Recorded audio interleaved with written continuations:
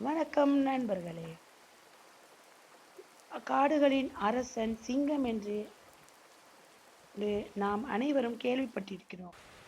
ஆனால் உண்மையிலே காடுகளில் பல சக்தி வாய்ந்த உயிரினங்கள் உள்ளன என்பதே உண்மையாகும். இன்று நாம் அவற்றைப் பற்றி தெரிந்து கொண்டே உண்மையான காடுகளின் அரசன் யார் என்பதை பார்ப்போம். சிங்கம். சிங்கம் காடுகளின் அரசன் என்று அழைக்கப்படுகிறது. இது மிகவும் வலிமையானதும் துணிச்சலானதுமான மிருகமாகும். சிங்கத்தின் கர்ஜனை மிக தொலைவில் கூட கேட்க முடியும். சிங்கங்கள் பிரைட் எனப்படும் குழுவாக வாழ்ந்து வேட்டையாடுகின்றன. இதனால் இது சக்தியின் சின்னமாக மாறியுள்ளது. புலி. புலி சிங்கத்தை விட தனியாகவே வேட்டையாடும் விலங்காகும். இது மிகவும் அமைதியாகவும் மறைந்து தாக்கும் திறனும் கொண்டதாகும். புலியின் வேகம் மற்றும் வலிமை மிக அதிகமாகும். பலர் புலி சிங்கத்தை விட சக்தி வாய்ந்தது என்று கூறுகின்றார்கள். யானை.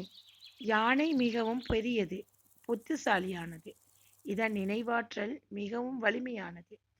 குடும்பத்தை பாதுகாக்கும் தன்மை இதன் சிறப்பாக காணப்படுகிறது.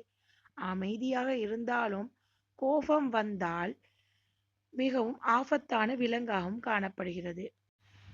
கரடி. கரடி வலிமை மற்றும் பொறுமை கொண்ட மிருகமாகும். இது தனியாக வாழக்கூடியது மற்றும் கடுமையான சூழலிலும் உயிர் வாழும் திறன் கொண்டது. தன்னை பாதுகாக்க வேண்டிய நேரத்தில் மிக ஆபத்தானது மாறும்.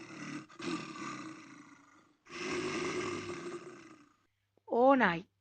ஓநாய் குழுவாக வாழும் சிறந்த வேட்டையாடக்கூடிய மிருகம். இது தனியாக அல்ல, பெக் எனப்படும் குழுவாக வேலை செய்யக்கூடியது. ஒழுங்கான திட்டமிடலால் வேட்டையாடுவதே இதன் சிறப்பாகும்.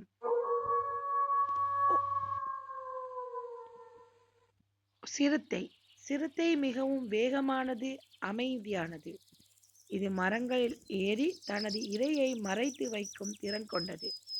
திடீர் தாக்குதலாலேயே இரையை பிடிக்கும்.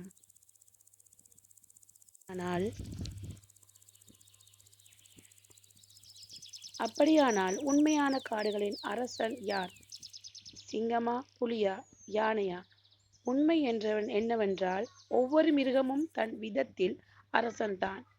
இந்த வீடியோ உங்களுக்கு பிடித்திருந்தால் லைக், ஷேர் மற்றும் சப்ஸ்கிரைப் செய்ய மறக்காதீர்கள்.